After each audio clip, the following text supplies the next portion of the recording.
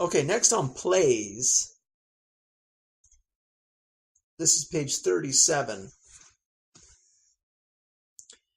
The tremendous pleasure that can come from reading Shakespeare, for instance, was spoiled for generations of high school students, I agree, who were forced to go through Julius Caesar, As You Like It, or Hamlet, scene by scene, looking up all the strange words in a glossary, sometimes even on the page, which was in my case, and studying all the scholarly footnotes. As a result, they never really read a Shakespearean play. By the time they reached the end, they had forgotten the beginning and lost sight of the whole. Instead of being forced to take the pedantic approach, they should have been encouraged to read the play at one sitting and discuss what they got out of the first quick reading. Only then would they have been ready to study the play carefully and closely, because then they would have understood enough of it to learn more. Absolutely. High school, we read Shakespeare, Merchant of Venice, Hamlet, Romeo and Juliet. Didn't get anything out of them. Shakespeare is so difficult for most high school students, I think. Most, I don't think, get anything out of them. And then, of course, people know what Shakespeare is, but it's always reference to difficulty. It's always Shakespeare, that's high literature. That's not something the general person reads. Well, I bought all the literature back. I bought a used bookstore, of course, a couple bucks each of the plays back. I read Macbeth like probably a year ago. It's really quick. And also I watched a YouTube cartoon, very well done, of Macbeth. It was pretty good. Recently, though, which I want to discuss, is Othello I read.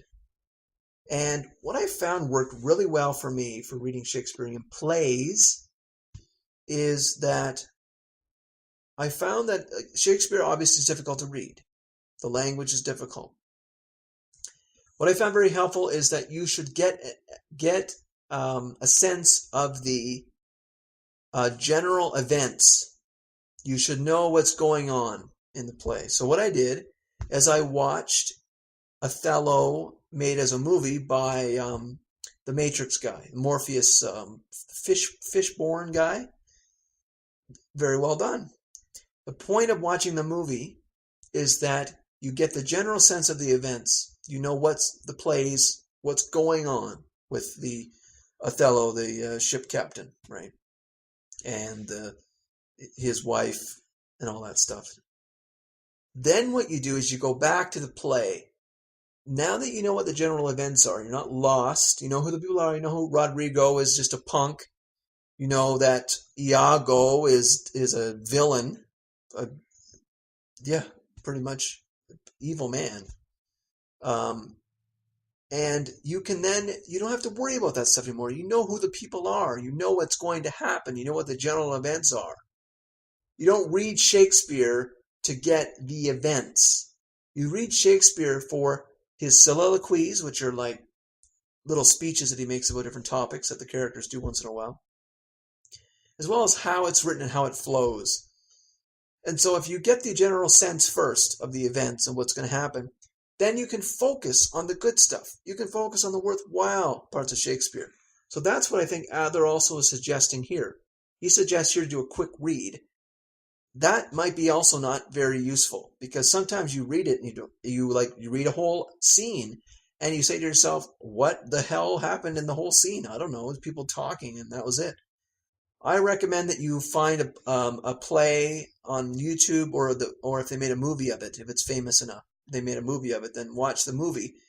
That'll get you the general sense of it. Then go to the play and get the good stuff. Okay, a couple more things about plays. So also I should make the point that how Shakespeare is studied in high school, it's not studied as a play, it's studied, this might be one of the quotes, I don't know. It's studied as a story, which is terrible. It's a play. They're actors. I think this is a quote. Maybe I should just read the quote. When you read a play, this is on page 223. When you read a play, you are not reading a complete work. The complete play, the work that the author intended you to apprehend, is only apprehended when it is acted on a stage. Like music, when music be heard, a play lacks a physical dimension when we read it like a book. The reader must supply that dimension. The only way to do that is to make a pretense of seeing it acted. Therefore, once you have discovered what the play is about as a whole and in detail, and once you have answered the other questions you must ask about any story, then try directing the play. Imagine that you have half a dozen good actors before you, awaiting your commands. Tell them how to say this line, how to play that scene. Explain the importance of these few words, and how that action is the climax of the work. You will have a lot of fun, and you will learn a lot about the play. I think that's great. The movies do it well too. And also, when you read the plays, you can also add inflections, and you can start to realize how people are saying these things. And you see now how it becomes so much more than a story. So it's so unfortunate that Shakespeare is taught as stories today. It ruins it. It's a play. It has to be learned and experienced as a play. Okay, a little bit about tragedy, similar to plays, kind of plays. Most plays are not worth reading. This, we think, is because they are incomplete. They were not meant to be read. They were meant to be acted. So that's just the same kind of thing. Okay, here's something on Greek tragedy, which I thought was interesting, and I'll read it at length. Here's page 227. The first is to remember that the essence of tragedy is time, or rather the lack of it. So if you're reading Greek tragedy, so Sophocles, Oedipus plays, Antigone, I think Euripides has some tragedies, Aeschylus, Agamemnon, I think. Okay, let me continue. So it's about time, lack of time. There is no problem in any Greek tragedy that could not have been solved if there had been enough time, but there is never enough. Decisions, choices have to be made in a moment. There is no time to think and weigh the consequences. And since even tragic heroes are fallible, especially fallible because the decisions are wrong, it is easy for us to see what should have been done, but would we have been able to see in time? That is the question that you should always ask in reading any Greek tragedy. The second bit of advice is this. One thing we do know about the staging of Greek plays is that the tragic actors wore buskins on their feet that elevated them several inches above the ground. They also wore masks. But the members of the chorus did not wear buskins, though they sometimes wore masks. The comparison between the size of the tragic protagonists on the one hand, and the members of the chorus on the other hand, was thus highly significant. Therefore, you should always imagine that when you read the words of the chorus, that the words are spoken by persons of your own stature, while the words spoken by the protagonists proceed from the mouths of giants, from personages who do not only seem but actually were larger than life. So I just thought that was interesting about the Greek plays, about the towering figures, and I think with that you can get a sense of, well, powerful heroes were speaking. Recently I read, what was it called?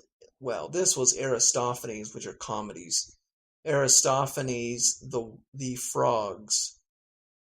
It's a good play. It's a funny play. They go on a journey. Dionysus, I think, something like that. He goes on a journey because there's no more good Greek playwrights left. They all died. Euripides was the last great playwright, and so he walks down to Hades to tell Euripides we need you back. It's really funny though. It's reminded me of Monty Python, actually. Monty Python probably took a lot of their stuff from Aristophanes.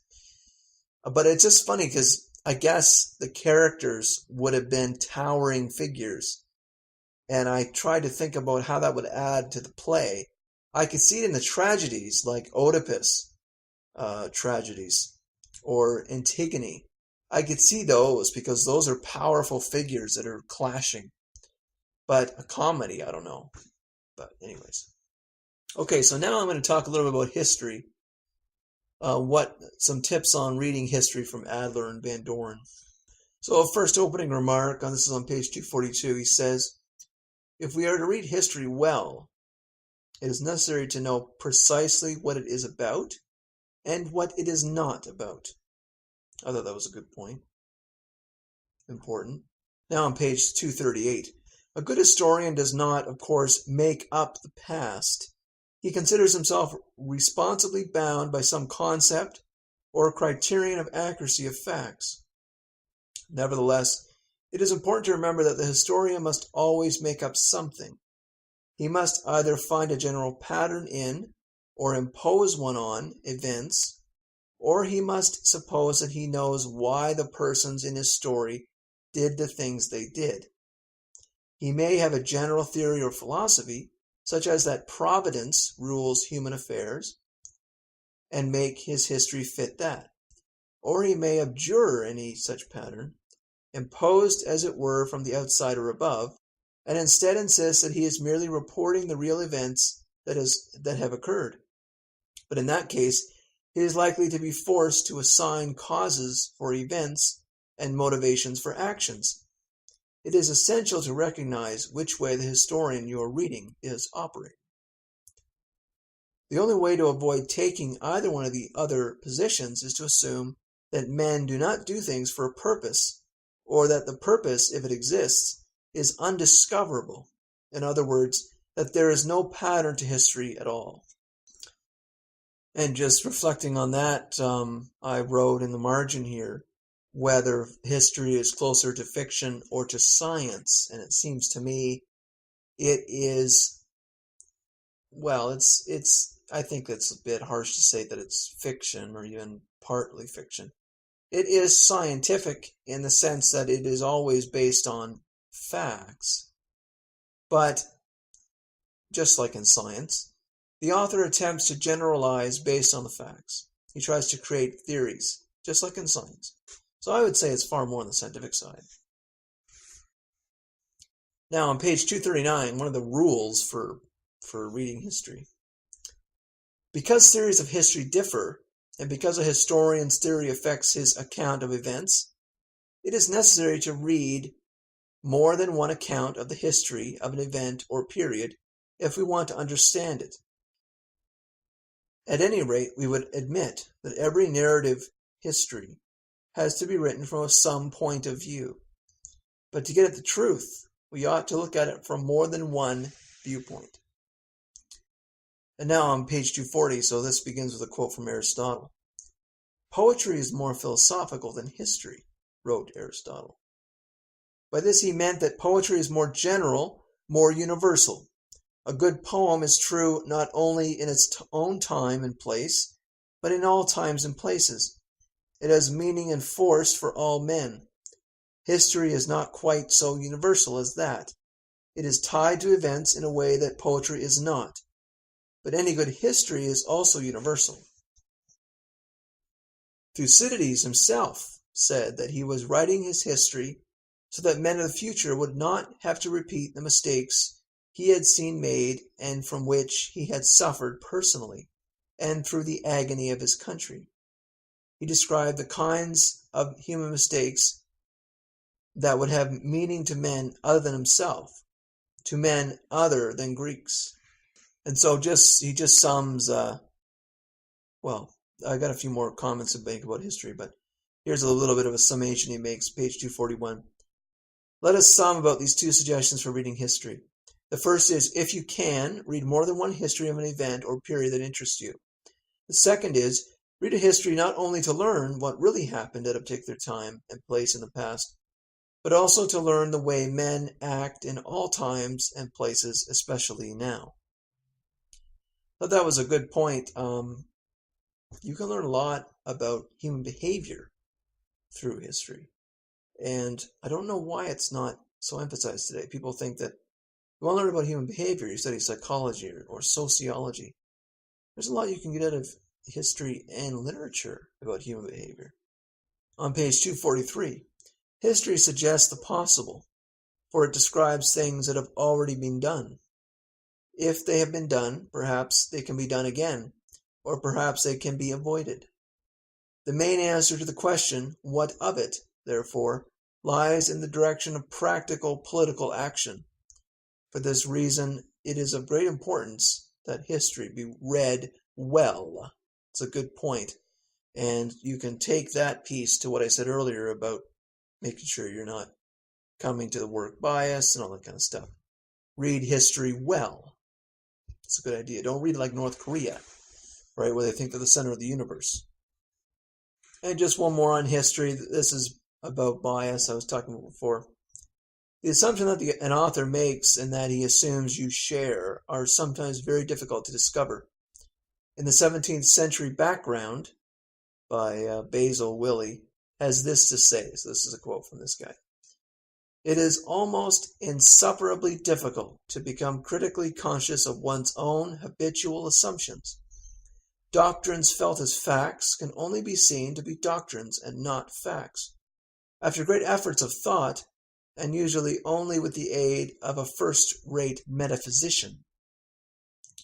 He goes on to suggest that it is easier to discover the doctrines felt as facts of an age different from our own, and that is what he attempts to do in his book. Thus, we must try to see through the filter not only of the author-reporter's mind, but also of our own.